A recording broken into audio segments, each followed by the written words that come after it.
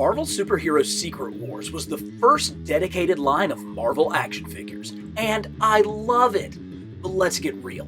These aren't the best sculpts.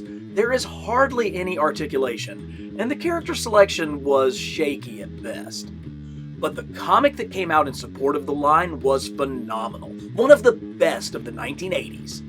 So what if Marvel Legends had been around back in 1984? Join me as we dig into the greatest action figures inspired by Secret Wars. Hey y'all, welcome back to Carbon Scoring, the best place for comics, history, and action figures. Marvel Superhero Secret Wars was a comic tie-in supporting Mattel's line of action figures back in 1984.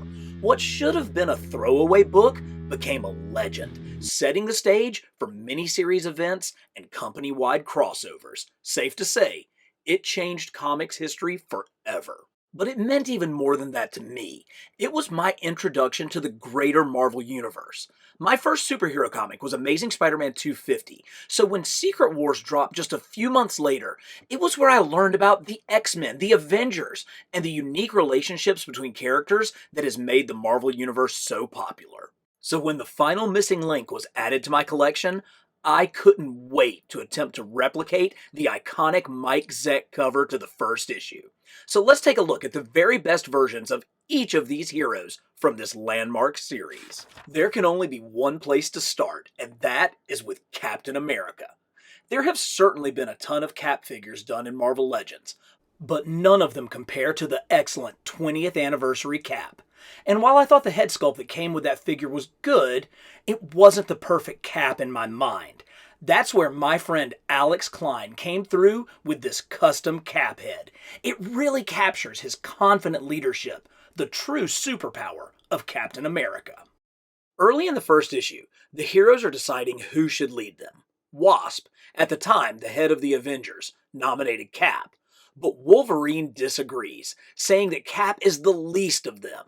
Then, the Thunder God Thor steps up, saying that he would follow the captain through the gates of Hades. That one moment told me everything I needed to know about Captain America. But the iconic cover for the first issue had Cap leading the charge, screaming orders. I went through all my Cap figures, but none really had the facial expression I needed for the cover. That's where Alex came through for me again, crafting a yelling head sculpt and allowing me to have the centerpiece I needed to start building this incredible reproduction. Next up, let's take a look at the Green Goliath, the Incredible Hulk. For our cover recreation, I grabbed the Wayback Machine and went with 2006's Toy Biz Face-Off Hulk. It had the kind of screaming head that I wanted to see, and I was able to get his arms back into a good position, and I think it really was a good representation of Mike Zeck's art for the cover. But this isn't really the Hulk that I'm looking for to represent Secret Wars. Now, I loved the Marvel Legends 20th Anniversary Hulk. This is such a great figure, but that longer hair coming down covering his ears, it is just more 70s for me. It looks more like, Herb Trimpe or Sal Buscema's art from the 1970s on Hulk. So I didn't think it really fit the 80s Hulk that Mike Zeck was drawing. So I decided to go with the Hulk from the 2-pack with the first appearance Wolverine. It's the same body as the 20th anniversary Hulk, but it has what I consider to be a much more 80s head. He has a more 80s hairstyle going on. And I think it's important to remember that during the time of Secret Wars, Hulk had Banner's brain. So he wasn't like a crazy just rage monster. He actually was a smart Hulk. And so I needed something that kind of represented that. And Hulk's intelligence played a huge role in the book, particularly in issue 4, when Molecule Man literally dropped a mountain on our heroes, and Hulk was able to hold it up. But as everyone knows, an angry Hulk is a stronger Hulk, and so Reed Richards purposefully insulted him during the time so that he would stay strong enough to keep the mountain up on top. So for that reason, I'm going with this for my Hulk figure. Right beside the Hulk comes the invincible Iron Man. There have been a lot of Marvel Legends Iron Men, but the Iron Man that made it into Secret Wars was in the most classic 70s and 80s armor. And I think that's probably been best represented by this 80th anniversary Iron Man. This figure is a really, really well done one. We've seen this sculpt used many times, but there's something about the gold paint and the red that just doesn't scream comic book enough to me. That's why I actually prefer this blast from the past, back in Hasbro's dark days, in the early ages of their time on Marvel Legends. There's something about the metallic red against that comic booky yellow that really stands out and I think looks more like a true comic Iron Man. But this is one where I've got to cheat, because truly the Mafex Iron Man is the most classic 80s Iron Man that's been made. This thing is just perfect. The proportions, the articulation, everything about it. And one of the cool things about Iron Man in Secret Wars was it wasn't Tony Stark. This was actually when James Rhodes was in the classic Iron Man armor. And there's a scene where Iron Man is having his armor repaired by Reed Richards, and he asks Reed, "Did you ever think it was a black man under this armor?" And Reed, of course, caught up in his science, was like, "Never really thought about it. I always assumed it was a man." But when I talk about this thing being the ultimate 80s armor, I can prove it. Because there's another scene in Secret Wars where Iron Man uses his roller skates. Yes, a dude that could fly actually had roller skates on his armor. And the Mafex Iron Man actually comes with alternate feet with roller skates on them. So you just cannot top that. This is the ultimate 80s Iron Man. The first member of the X-Men is everybody's favorite furry blue elf, Nightcrawler.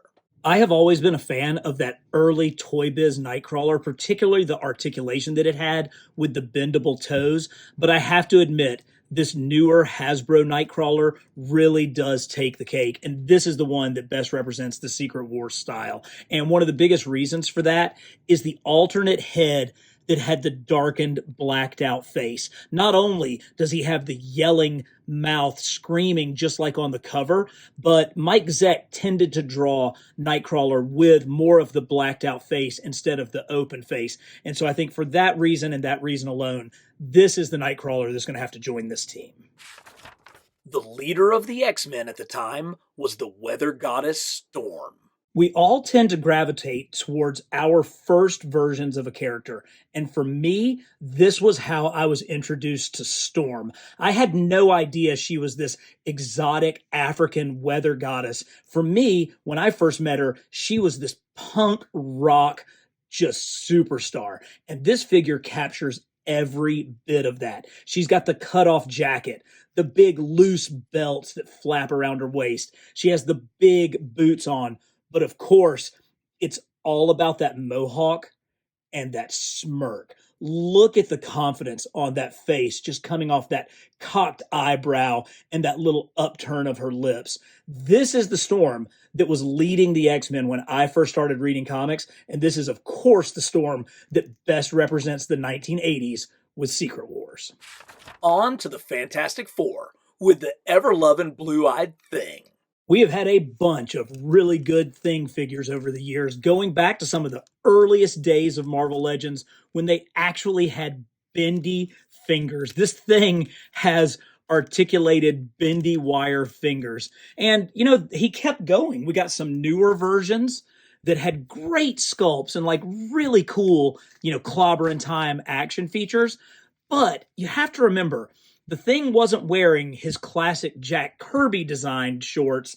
He was wearing the John Byrne negative suit shorts. And so for that reason, we've got to go with this Thing figure for our Secret Wars. Now, it's really good. Mike Zeck did tend to draw kind of that heavy brow. He's got the open mouth, which worked well on the cover. He's a good, solid, husky Thing. I think this one is pretty perfect for what we're going for. The only thing that we need is a regular Ben Grimm figure, because Ben went through a lot during Secret Wars, including involuntarily turning back into his human form. So if we're going to get more Secret Wars figures, I vote for a shirtless Ben Grimm to go along with this Thing.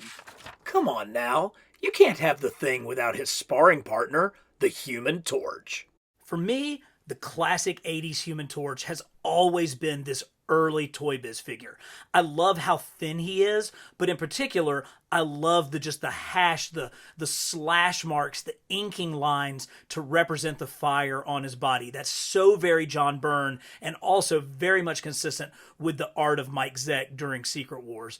But truthfully, this figure really has started to show its age, and thankfully, this newer version is superior in every way. Now, there's some people who don't like the look of a translucent Human Torch. I actually think it looks really cool.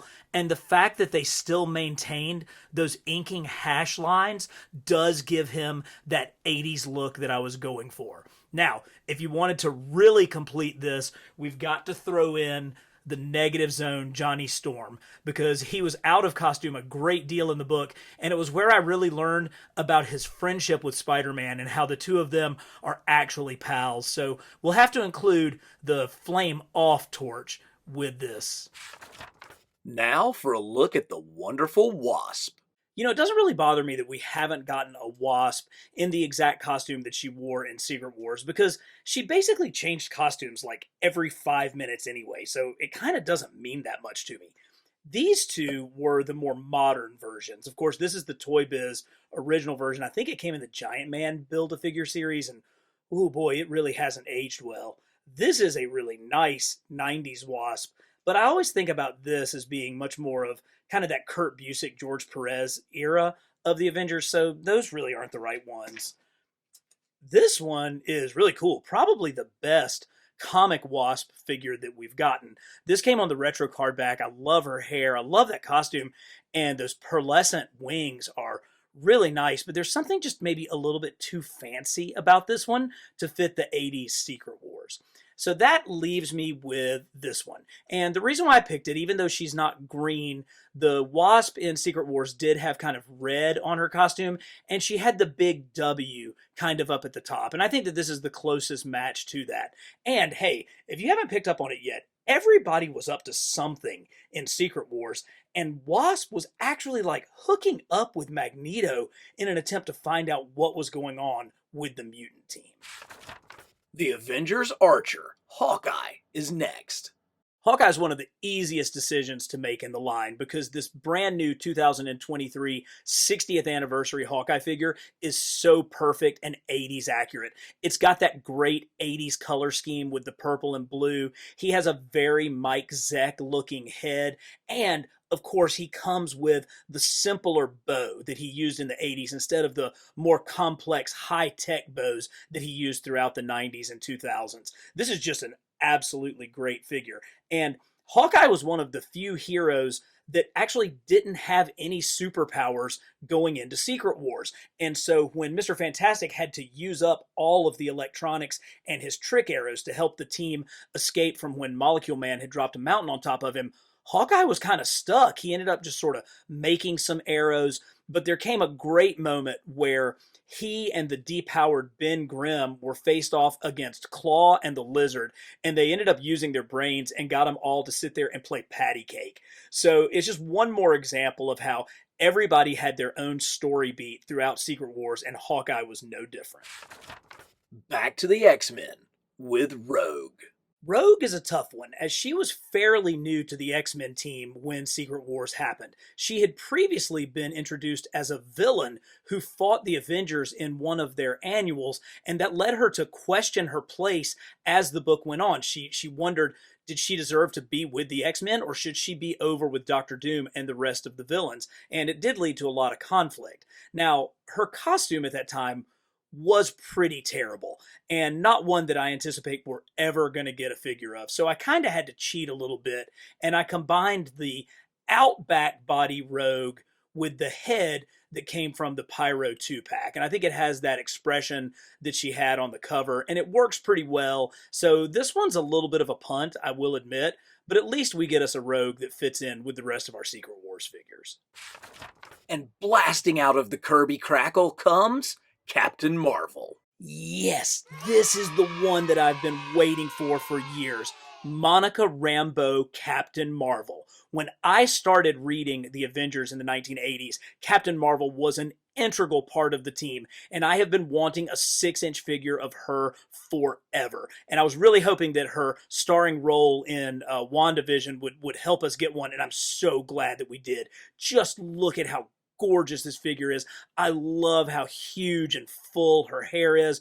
They did a great job with the kind of wing capes that she has. And of course, she's on that new pinless female body that just is absolutely fantastic. So this was the missing link, the last character that I needed to be able to try to replicate that iconic Secret Wars issue 1 cover. And not only that, she came with the alternate version of Doom in a 2-pack.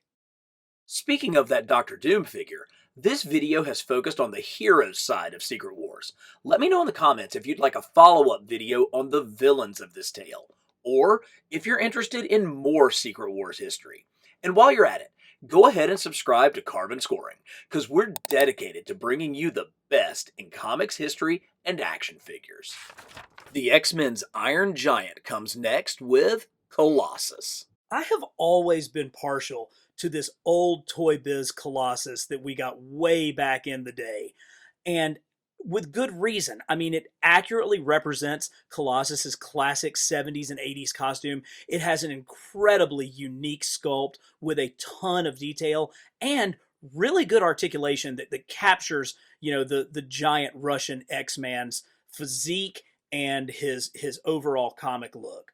But let's get real.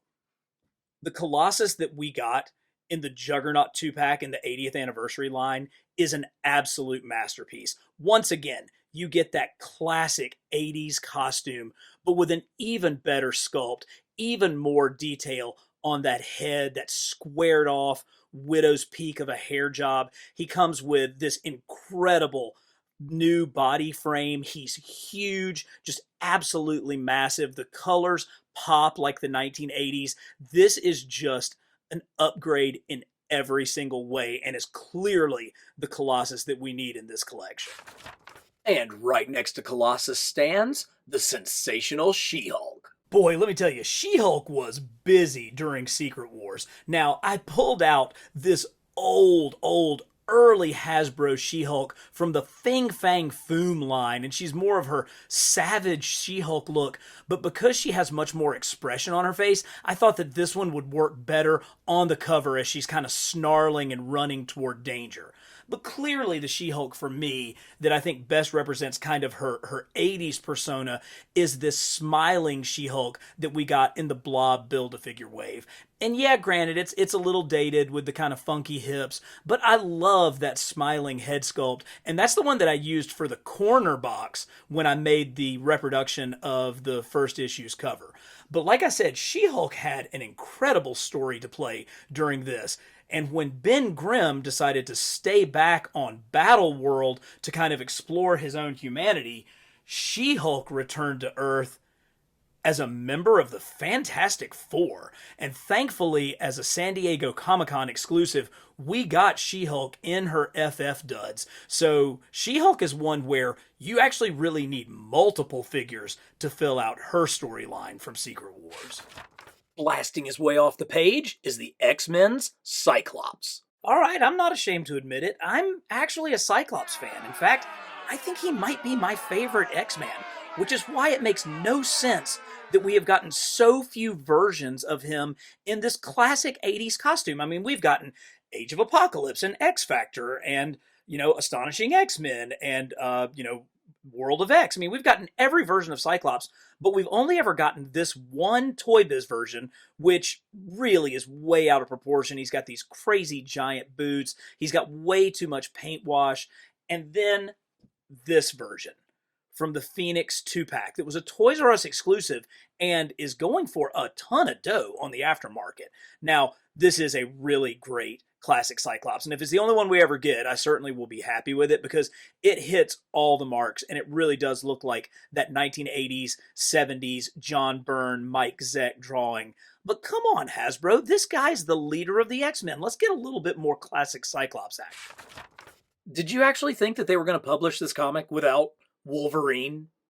No one has had as many figures in Marvel Legends this side of Spider-Man and Iron Man as Wolverine, and yet even with all those Marvel Legends figures, I ended up choosing a Mafex body with a custom head and custom claws to create the perfect 80s brown suit Wolverine. So this is actually the Mafex brown Wolverine, and I mean, this body is just terrific. The articulation, the size of it is just fantastic. But I was never completely happy with the head sculpt, and so I got a custom John Byrne style head online to fit right on top of it. And the John Byrne style definitely matches Mike Zeck's style from Secret Wars. But then to top it off, I got actual metal claws from Can of Beams to go with it, to really give it that last little bit to make the perfect Wolverine figure. But despite all of this, this is not the figure that ended up on the cover,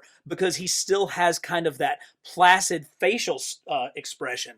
We needed to go all the way back to the early Toy Biz brown suit Wolverine to get the kind of snarling growl that was needed to recreate the cover of Secret Wars issue 1. We're not quite done, but there is only one more figure on this cover: the Amazing Spider-Man. Believe it or not, this one was actually a pretty easy decision as well, because no figure, none out of the hundreds of Spider-Man figures that I have, represents the 70s and particularly the 80s the way that the retro cardback Spidey does. And there's so many reasons for that. One, he's thin, but he's muscular. You know, the pizza Spidey body, which I absolutely love, is just a little bit too thin. It's a little bit too 90s, whereas the muscularity of this Spider-Man really fits into that 80s look. Secondly, the color scheme looks right. He's got that darker blue, and so it really stands out against the red. And of course, everything with Spidey comes down to the mask. And this mask, while it's very Romita, it definitely has some Ditko, it absolutely matches the way that Mike Zeck drew Spider-Man in Secret Wars. Now, Spidey in Secret Wars was very much kind of the house style. He was very much patterned after, John Romita's style guides for the figure. And so it's no surprise that this figure, which I have used for so many different comic cover recreations, would be the one that we would use for the Secret Wars recreation as well. Plus, because of the unbelievable articulation, particularly at the waist, the way that this kind of ball joint at the waist works, you can get this Spidey into so many great comic poses. It really is kind of my go-to Spider-Man when it comes to comic photography and action figure photography, and I absolutely love it. I love a lot of Spideys, but this is the one for Secret Wars. Wait a minute. I saw some other guys in that group shot that weren't included on the cover. Well, lucky for you, I have this amazing Mike Zeck art book, which happens to contain a fold-out spread of his original art to the cover. And look who actually appeared on the original version. It would be really simple to just pick the retro cardback Reed Richards and call it a day. I mean, after all, this is an absolutely perfect representation of Reed Richards in the Fantastic Four's Negative Zone suits. You've got the white collar, white belt, white gloves, the white symbol with the black 4. It absolutely looks like Reed. He's got the great gray hair right there at his temples. I mean, this is a perfectly fine Reed Richards to represent Secret Wars, but it's not the best one. No, if you want to go back and look at that original cover by Mike Zeck, you gotta break out this bad boy. Yes, I love this Reed Richards. This came from one of Hasbro's earliest lines, their Ronan the Accuser Build-A-Figure. And not only is he just massively tall, I mean, look at how long this thing is. He's got bendy wire arms, a bendy wire torso. He still has that classic Reed look with the white temples, long legs. This is the guy that stretches across the top of that entire cover. And this is the Reed Richards that we need for Secret Wars. Oh, the God of Thunder has come a long way from his very first Marvel Legends figure, which, while it does have a very cool Bart Sears-inspired sculpt, it was stuck on the body of one of Toy Biz's wrestler figures and was way out of proportion to everybody else.